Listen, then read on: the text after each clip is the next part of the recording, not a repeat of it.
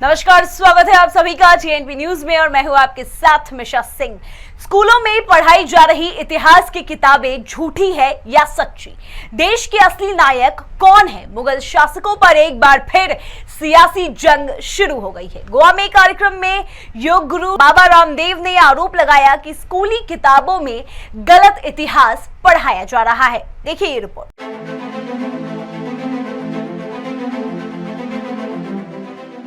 मुगलों पर लंबे समय से चली आ रही बहस को बाबा रामदेव ने फिर हवा दे दी है। योग गुरु रामदेव ने स्कूलों में पढ़ाए जा रहे मुगलों के इतिहास को लेकर कहा कि ज्यादातर स्टेट बोर्ड और एनसीईआरटी की किताबों में इतिहास को गलत तरीके से पढ़ाया जा रहा है। इतिहास बोध भी होना चाहिए। ज्यादातर स्टेट बोर्ड्स और यहां तक कि एनसीईआरटी की किताबों में अब तक भी हमें बहुत तरह से बहुत प्रकार का झूठा इतिहास पढ़ाया जाता है। उसमें मुगलों को महिमामंडित किया जाता है और अपने आदर्शों को कहीं पर उनका चरित्र भंजन किया जाता है। इस परंपरा को भी हमें अब बदलने की जरूरत है। रामदेव ने कहा कि स्कूलों में मुगल शासकों का महिमा मंडन किया गया है, जबकि हमारे नायकों के बारे में गलत जानकारी दी गई है। हमें झूठा इतिहास बताया गया है।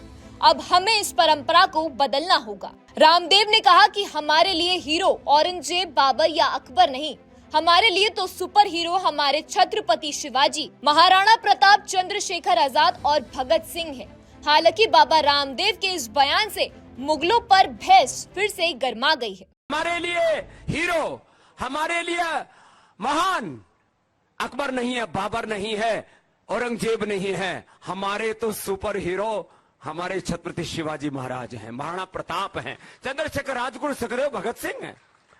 हमारे रियल हीरो, हमारे वो पूर्वज ऋषिकाएं, वो वीर वीरांगनाएं हैं जिन्होंने अपने जीवन की आहुतियां दे करके हमें राष्ट्रवाद और अध्यात्मवाद का पाठ पढ़ाया। दरअसल बाबा रामदेव गोवा के दक्षिण जिले गोंडा में छत्रपति शिवाजी महाराज की जयंती पर आमंत्रित थे।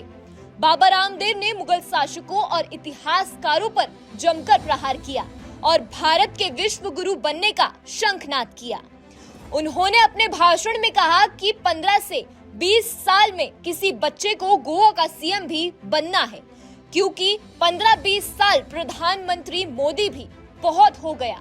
उन्होंने कहा कि मैं ये बात इसलिए कह रहा हूँ क्योंकि लोग पूछते हैं कि आने वाले 15-20 साल क्या है।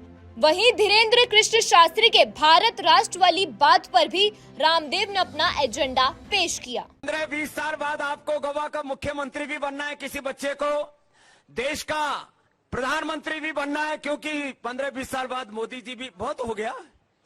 तो मैं क्यों ये बात कहना चाह रहा हूं कि कुछ लोग पूछते हैं आने वाले 10, 15, 20 साल के बाद के भारत का क्या, तो मैं कहता हूं आने वाले 15-20 साल बाद हम भारत ही नहीं पूरा विश्व का नेतृत्व करने में समर्थ हो जाएंगे। ऐसी प्रतिभाएं हमें देश में घड़नी है। बाबा रामदेव ने योग को देश के जन जन तक नहीं बल्कि दुनिया के दूसरे देशों में लोकप्रिय बनाने का श्रेय जाता है। अब लगता है कि योग गुरु रामदेव देश के इतिहास के लिए नए योग पर निकल पड़े हैं। Bureau report, TNP news.